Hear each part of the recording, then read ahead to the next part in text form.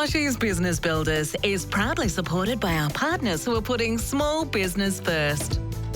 This week on Kochie's Business Builders, a new digital publication helping consumers make better decisions about the food they eat. An accidental startup that started during the global pandemic, and how you can start a business even in a time of crisis.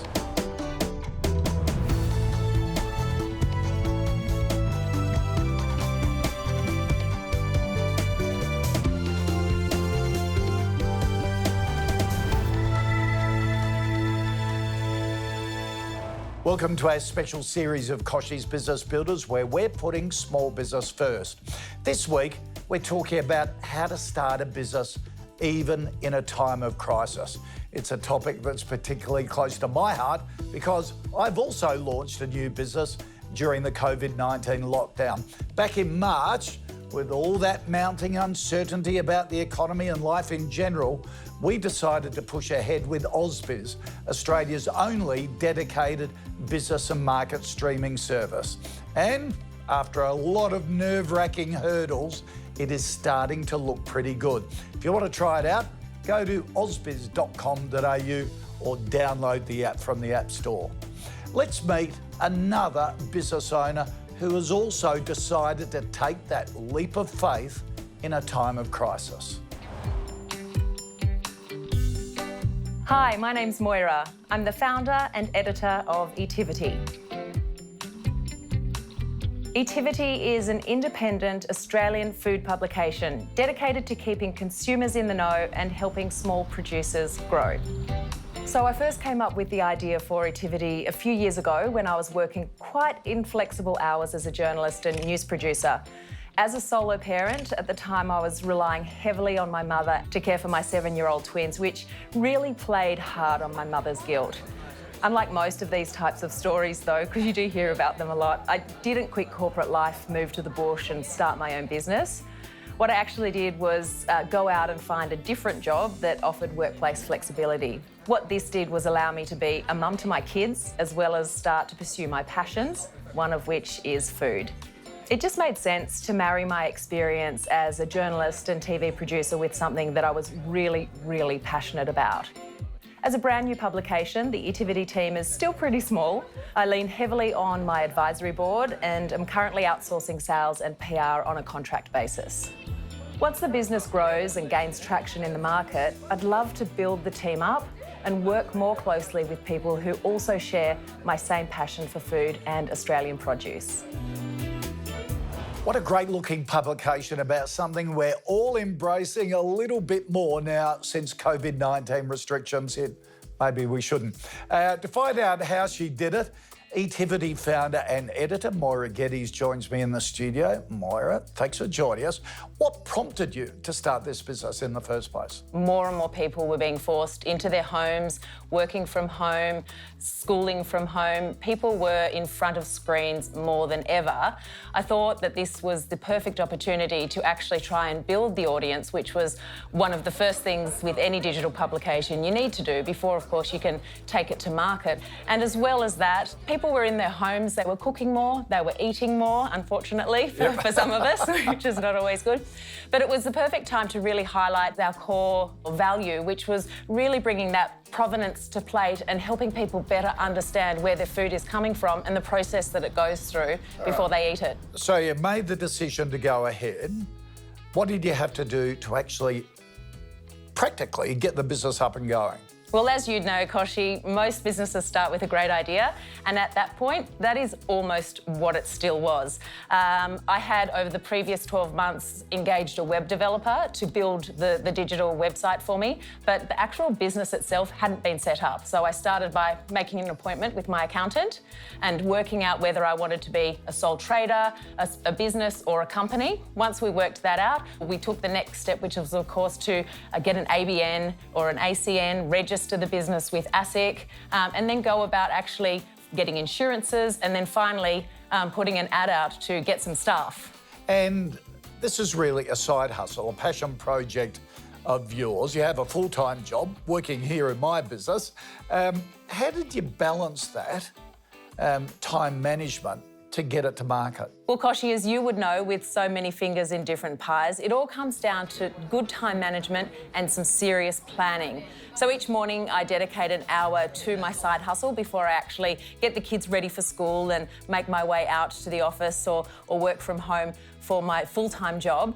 Also in the evenings, I dedicate another hour or two to working on the business, as well as weekends. I'm really strict with the time that I dedicate towards it. I don't want to burn the candle at both ends, and I know as a business owner, I can't do everything, so I make sure I delegate the tasks that will take me too long to do to people who will be more efficient with them or who can do them rapidly or easily. So instead of getting bored during lockdown, you started your own business. I love it.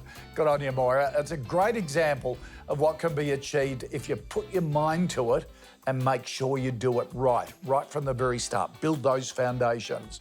All right, thanks for sharing your story. Thanks, Kochie. Thanks so much. After the break, workplace solutions for every new business that's just starting out. But first, let's see what's on offer this week on the Small Business First Directory. Hello, my name is Michael from Pepe's Mexican Restaurant and Tequila Bar in Newmarket, Brisbane. I will give you a free entree till the end of July with every takeaway if you mention the words Kochie's Business Builders. Hello, I'm Florence, a Nigerian Australian and the founder of Designed by Florence. We aim to bring the vibrant colors of Africa into your home. Jump on our website. We've got some specials running now. Don't forget to send your video in for a chance to get it shown right here on Kochie's Business Builders, and head to the Small Business First website to join thousands of others who have already listed on our directory for free. Now this week, we're talking about starting a business in a time of crisis. We just saw what needs to be done when setting up the structure of a new business. Now it's time to look at what's needed to set up your physical workspace. Joining me with all the solutions is Officeworks Managing Director, Sarah Hunter.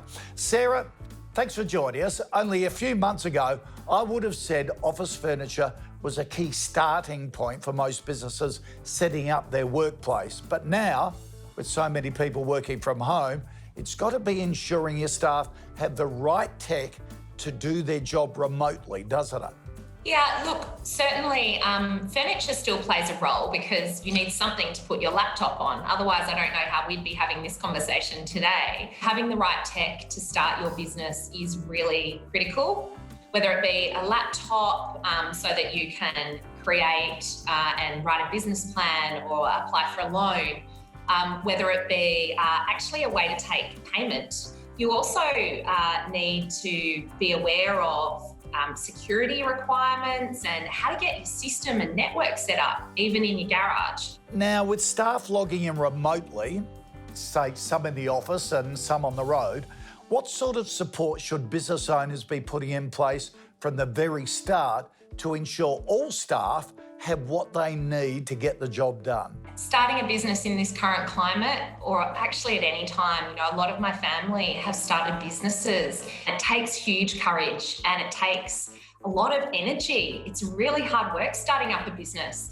So first and foremost, I think any small business owner needs to look after themselves. Now, what about workplace safety? We're really seeing the focus on safety is changing so much because how we're working has changed over the last couple of months. The need to have sanitizer at the front door or proper signage to demonstrate physical distancing so that they can stay open if they get checked on by the authorities. Okay, how can business owners who have just started a new business ensure their workplace is conducive to productivity when people are still being forced to work remotely? Look, I think the great thing if you're starting a new business is it's often hard to find where to go. And at Officeworks, if you come into our store or look online, there's lots of tools and content that can help you understand what you might need to start your business. But also in store, our team are always keen and willing to help. We have a really big range of technology. We have payment devices, we sell Square.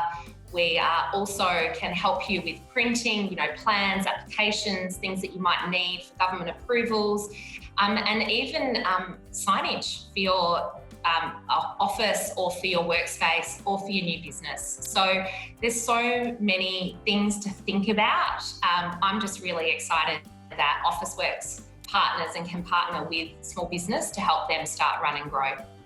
Sarah Hunter, great to get all that information and advice to help start a business, not just in a time of crisis, but basically any time. Up next, a matter of time, the accidental business idea that sprang to life, launching in a time of crisis. And during the break, head to the Small Business First website to sign up your business or check out some of the others. Hi, Paul from Josari here. Josari provides relevant, affordable and timely advice for small businesses. For more information, visit josari.com.au. Hi, my name's Marisa and my mind-body wellness business is called Just Believe Fit. You can come to the studio or you can have a look at our workplace wellness programs. Join our community, justbelievefit.com.au. Another really terrific business there from the Small Business First directory, where you can go and find thousands of other small businesses in your area to support. You are watching a special series of Kochie's Business Builders, where we're putting small business first. Now, have you ever embarked upon a project and ended up with a completely different outcome? I know I have, and it's all part of that entrepreneurial mindset that most small business owners have. Our next business that was launched in a time of crisis came about literally by accident, when its co-founder was trying to manage his time on a different startup idea.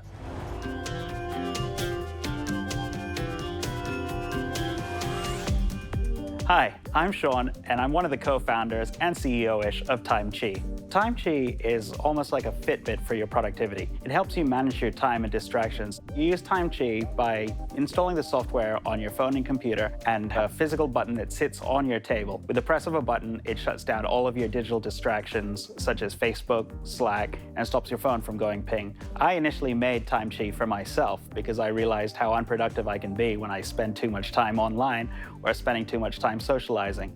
But then I realized that productivity is a problem that everybody has. We're marketing through platforms like Facebook and Instagram and other social media pages, ready for our Indiegogo crowdfunding launch in mid-July. In the next year, we have the audacious goal of being on everybody's desks so that we can help everybody be productive. It's quite easy to be working on an idea when you know it's something that needs to be out there that's going to change the world. You get this kind of itch that you need to be able to get it out there and help people. That's what keeps me going day in, day out. Co-founder Sean Greenholz joins me now to share his story of launching a business in a time of crisis. Sean, welcome. Thank you very much. Now, much. COVID-19 hit. Instead of a wait and watch, you decided to push ahead with TimeChi. Why? When COVID-19 started, we realized that the uncertainty of the future was something that really scared us. But as people worked from home, including ourselves, we ended up using TimeChi to help us stay productive. And people became acutely aware of how productive or unproductive they've been. Okay, so you started in a co-working space that then had to close down because of lockdown. What did you do? When we ended up moving home, everybody ended up working remotely. So we ended up having to use different sets of tools to be able to collaborate with each other. I ended up having to bring 3D printers home, which makes things a little bit different. But we started using lots of pieces of online software like Fusion 360 to do all of our hardware designs and Canva to share designs with each other in a very quick and rapid way. Okay, so not only did you go ahead and launch TimeChi, but you decided to ramp up your marketing when everyone was going slow. Now, that's completely counterintuitive. Why? Well, I guess being in startups, they always tell you to zig when somebody else zags.